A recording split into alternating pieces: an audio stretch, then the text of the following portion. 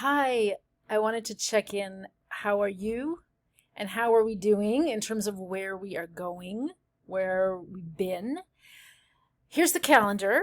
So you have the another opportunity to think about the complexity of history painting, which is due tonight. And then you have until Monday to complete your quiz. I have to confess, I had completely forgotten about spring break.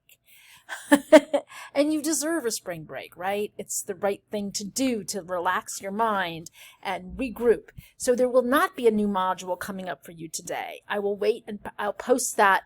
I'll actually post that on the Friday at the end of spring break for those folks who feel like they get a benefit from kind of being ahead of the curve, but I won't expect you to be starting on it till the Monday we come back. In terms of where we've been, I just sent back responses to the work on Kent Monkman, that should be, his revisionist history painting. And there was so much creativity in your work with that. I enjoyed reading them very much. I enjoyed thinking about kind of the continuities and the breaks between the 18th century, the 21st century. And that's really worth keeping in mind with this next assignment on history painting as well, because when you do come back from spring break, we'll be diving into the next chapter, and we'll really be thinking again about history as a process of transformation.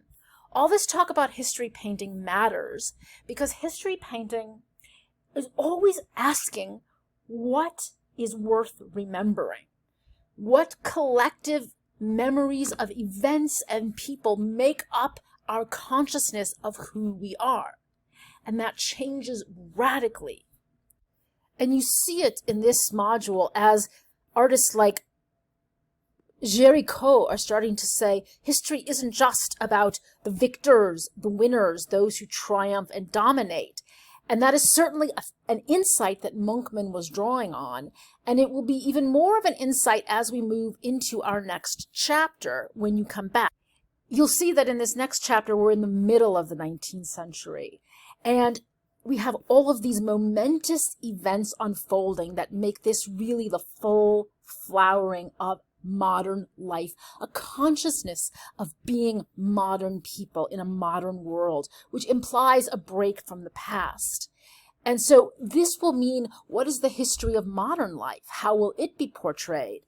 One of the interesting questions about that will be that this century, this time period, includes 1839, the beginnings of photography as a technology available for making mechanically reproducible images.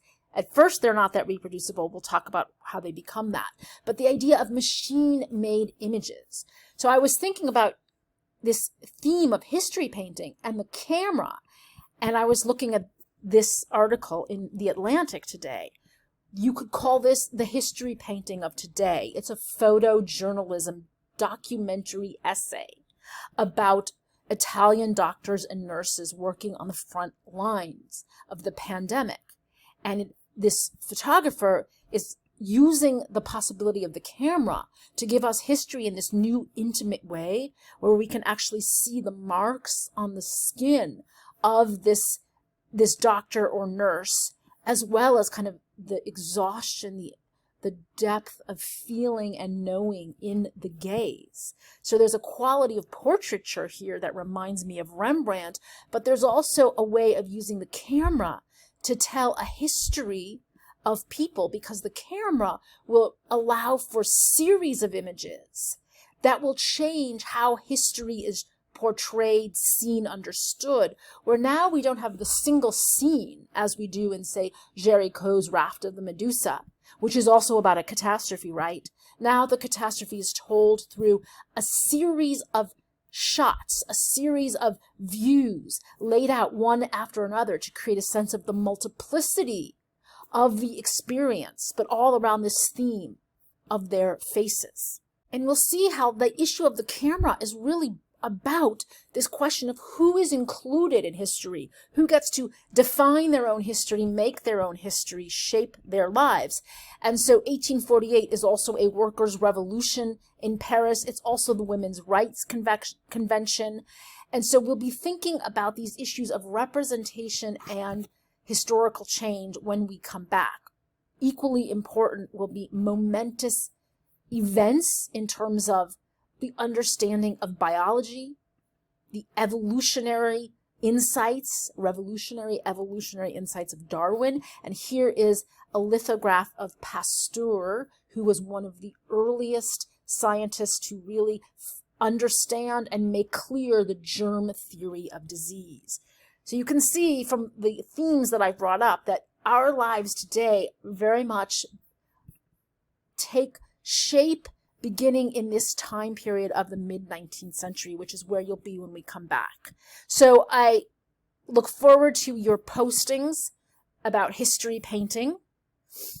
Tonight, no one's posted yet, which is concerning. So I'm going to be poking around and looking and saying, where are those postings? Because I think this is a really interesting topic, this idea that we are seeing a change of painting where it is not just about the upholding of established values, but about political critique, right? Okay, so I'm looking forward to your thoughts, and I hope that you will have a great spring break. Do not go to Palm Beach or wherever those places are. Do not go to a nightclub. Lay low, relax, do some yoga, take a walk. Take good care of yourselves.